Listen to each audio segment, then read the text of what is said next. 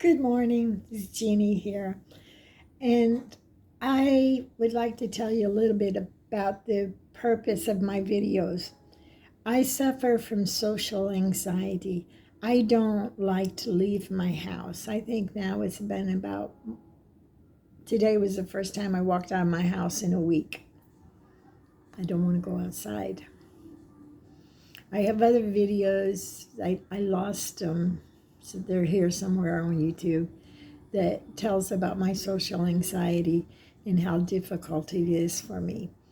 But I'm just kind of starting over, and we'll get to that point later on in future videos.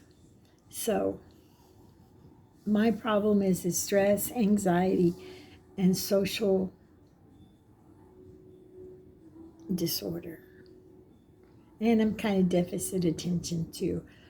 But with that being said, now, when you're listening to me, you're going to see me put words in the wrong place or words in the wrong order. I don't know if that has to do with my age or the fact I got a brain disorder called dyslexia. I don't know all about that, but I do know I make up words. So if I do, just enjoy and let's move around. So today I talked about my birth last time I was on Facebook. Now I'm going to move on to my mother left me. Now I don't know when my mother left me, because I don't remember my childhood very good. It could be selective memory, or it could be I just don't remember because life was insignificant. I find that's true of a lot of things. But I do have a weak memory. That's the only thing I can say is I have a weak memory. Because, as I said, maybe I don't remember. The truth of the matter is I don't remember when my mother left. I can go around and give all the excuses why my memory's bad, but I just don't remember when my mother left me, bottom line. All I can remember is after that time, there's a big break. Was I 3? Was I 4? I don't know. I'm thinking I'm moving into my 4th year of life. Because we're living in Port Aransas. We live by a railroad track, and we live in a house that is not very well structured. And I don't remember seeing my daddy all that much during that time, or I just don't remember him. What I do remember about my father, he would always go to the bar and get drunk. And he would leave us girls, Anita, Linda, and myself, in the car. And this was a safe time for me. And I learned to love country music, no matter how sad the music is. I just love country western music. Because when I was with my dad, I was safe from his wife, Susie. She was very abusive. Probably leaving me in the car while he got drunk was abusive too. But I felt safe. I felt happy when I waited for him in the car. And I'm sure me and my sisters got into something we weren't supposed to do, but I forgot. So I'm lucky.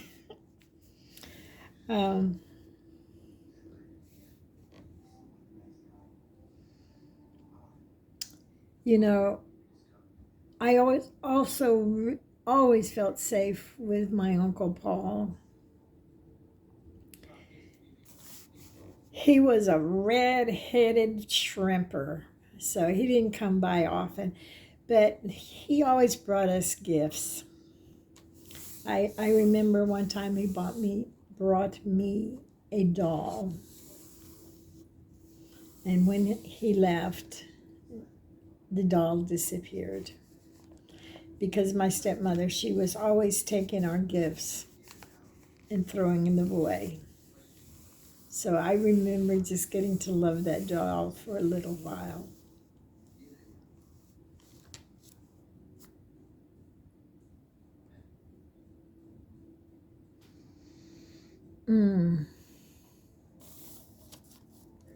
I just love my Uncle Paul. He was something. He'd give us pennies, too, to buy candy. Susie, she never got the pennies, though, because somewhere in my small life, I learned if I swallow it, it will come out and Susie won't get it. It's kind of disgusting, but it's amazing what children learn and what they pick up on. I don't think swallowing the pennies in buying candy had anything to do with my survival. I don't know. But it was something that was done. Our house was by the railroad track. And we were always playing on the railroad tracks. We were always into something. But I don't know if it was Susie or Susie's daughter. When a train was coming, she always pushed Anita onto the railroad track. And God loved Anita because every time the train missed. And I'm very thankful for that. I think Linda's greatest fear was the dark. Because every night, Susie would put Linda outside. I remember looking at her one time sitting on top of a tree. Top of the tree, she felt safe, and she would stay there until Daddy came home and brought her into the house. I think my fear was spankings or beatings or something like that.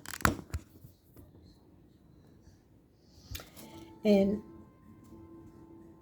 she would always draw a circle on the wall, but it would be like this far over my head. I had to stand flat-footed, look straight ahead, and put my nose up here. If I could not accomplish that fate, or whatever you want to call it, she would beat me. But she wouldn't beat me right away. She would leave me to drown in my fears of the coming beating that I was going to get, because there was no way that I could reach that circle.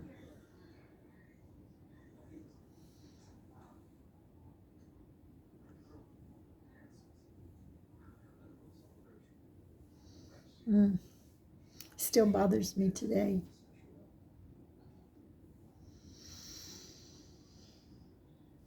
We slept in a baby bed, the three of us. I don't know how we managed, but we did.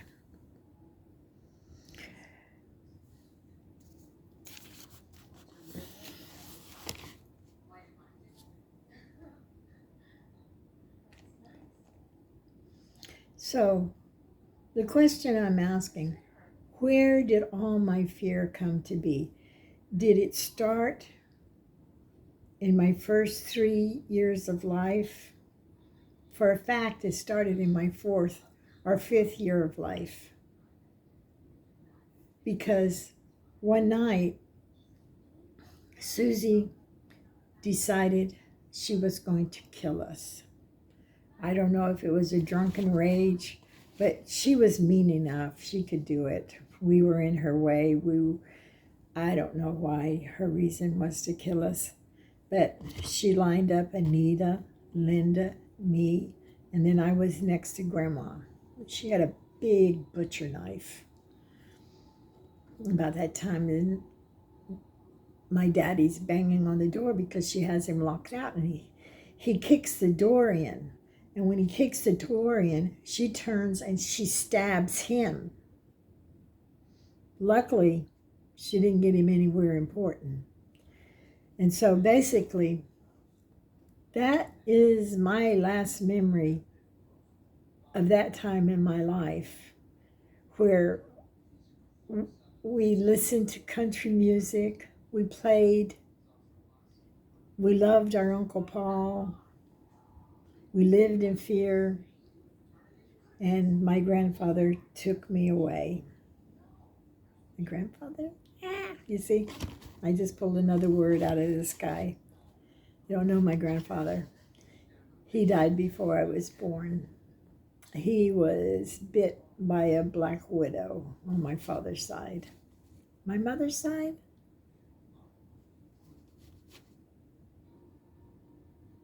I don't remember my grandfather at all. I think my grandmother remarried. So, have no recollection. I just remember mostly my daddy. But to put this in time frame, somehow, to get the ages or something, I don't know if we'll ever get to the age that I was, but somewhere in this time, my mother met a Mormon missionary, fell in love, and I know Tommy will get mad at me, but my question is, was she my daddy's child, or was she Johnny's child? But you know what? It really doesn't matter. That's just the question that's in my mind. My sister is my sister, and I love my sister. But that's something I wonder about. And maybe sometimes she does too. Sometimes it's very hard for us to find our place in this life. We just dig a little niche and we're there. But she's 18 months younger than me. She had all the beautiful baby pictures. We didn't have anything. She lived a nice life. We had Susie. But all of this builds my character.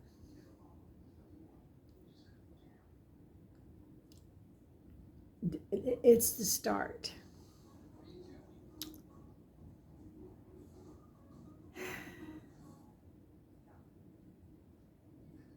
Sad. But that's the end of my story. And please, little sister, don't be mad at me for that question. Because the reason I wondered is because Johnny never adopted Anita, Linda, or me. He only adopted you. Whatever their reasons, it was God's plan, and I accept it. And I'm glad that you didn't live in the environment we were living in. So it's all good. So, oops. Sorry, Charlie. I was going to get my next thing where I tell you that I am a wellness advocate and I support myself with doTERRA. And my website is my.doterra.com/Jeannie24. So, I went walking with my son, probably 4 months ago. And my foot started hurting. And the doctor didn't do much about it, or procrastinated getting me to the foot doctor. So I had to find a way to take care of my feet. But eventually I did get to the doctor.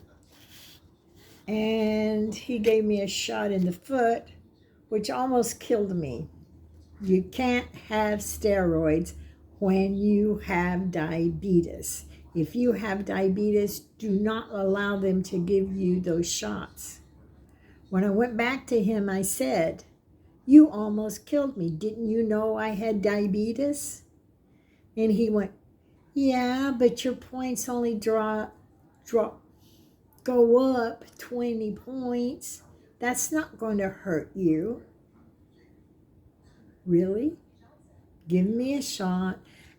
And you know for a fact, because you are a doctor, that my diabetes is only going to jump 20 points.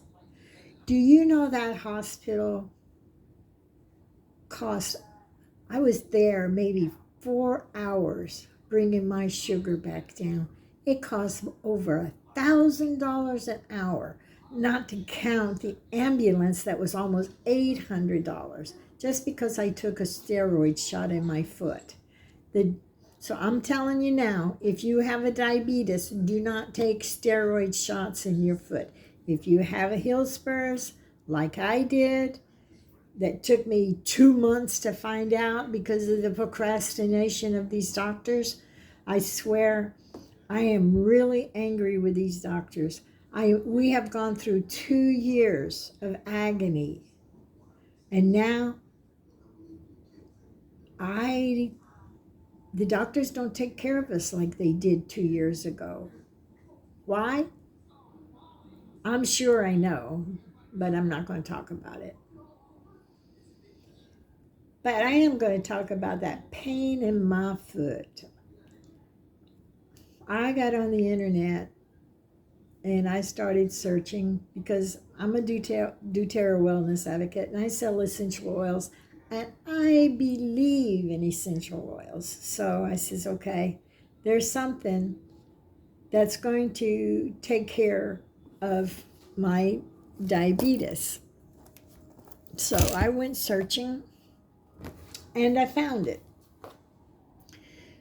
So yesterday when I was doing my filming on birth, I was using this book. This is a really good book.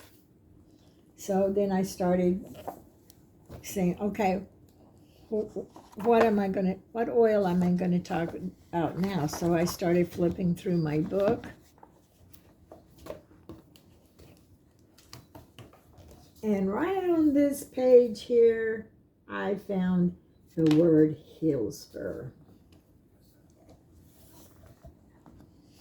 That was so amazing to me. This one little, not this bottle, this one little tiny bottle, I won this when I went to Utah. But I think they sell it now. But this is birch. That's all I needed to put on my foot to heal my heel spur. You just put it there. It's great. What is this good for? It's made from the bark. I'm going to look over at my notes. I'm going to look at the book because I don't have a great memory, as I told you. Okay. It's good for tissue and muscle, connective muscle issues. It's good for arthritis, rheumatism, and gout. You're going to apply it wherever you feel that arthritis or gout. Now, I can't, because I haven't used it except for my heel spurs, I can't guarantee this. This is all that they say it's good for, okay? It's good for muscle pain and spasms. So you're going to put it in the area of concern. Then it says heel spurs, gall, kidney stones, and cataracts. I don't know. I've been putting that castor oil around my eyes, and it got rid of this cataract. I had it cut out and replaced with a lens, which I will never do again because the doctor didn't do a good job. But when I went to the doctor 2 months ago about my cataract, he said I didn't need to remove it. So that was amazing. They told me to remove it in the year 2011, and they told me again in 2018. And now and they told me last year when I was doing my exam about the cataract. But this time they said, no, you don't need to. So the castor oil helped with that. If it really, I have an ulcer in my esophagus, so definitely I will be applying this starting today on my chest. It says it's good for emotional balance. I don't know. Let's smell. It's never been opened before. I think I have one that's open. I just don't know where it's at. That is a really nice smell. It smells like I could eat it.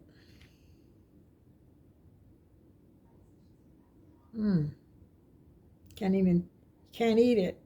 Doesn't say so. So this is topical. Oh. I don't know that. I know that smell. Mentholatum.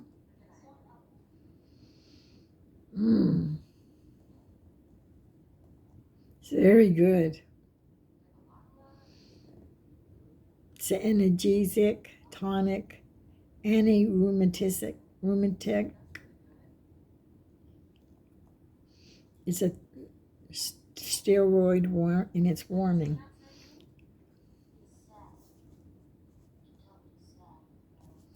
And it doesn't tell me if it's hot or not.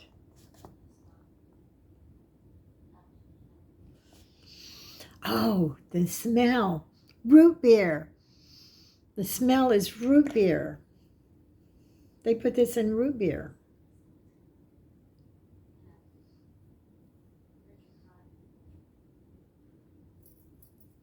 It's neat too. It doesn't burn.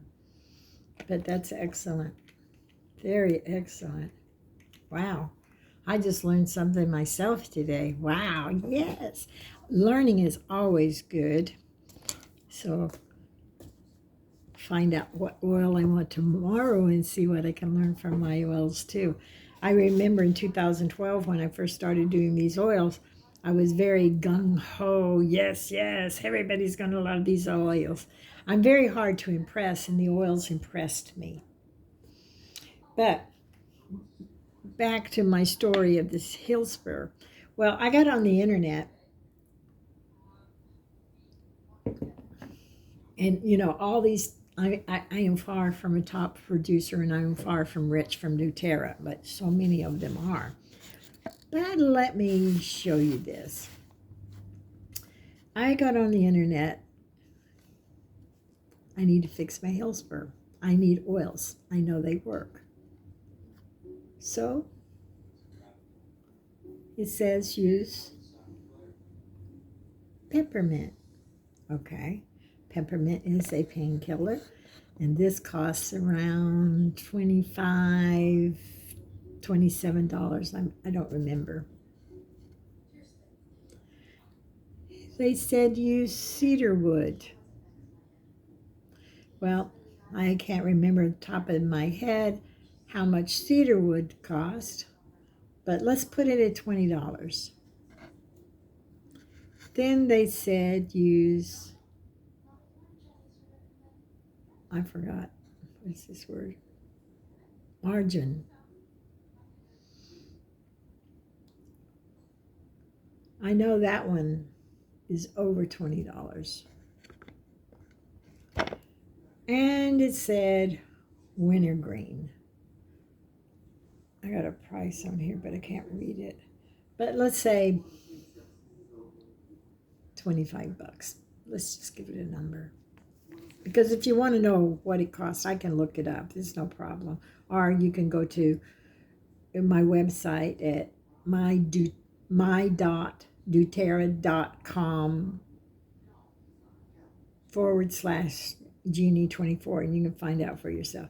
Now, I know this little baby right here costs $95 retail. If you're a member of doTERRA, it'd only be $65. but it's expensive, little baby. And I use a lot of it. And then they said eucalyptus. And that's another pain. Let's put it market. Let's see. It says $19. It costs $19. Eucalyptus is $19.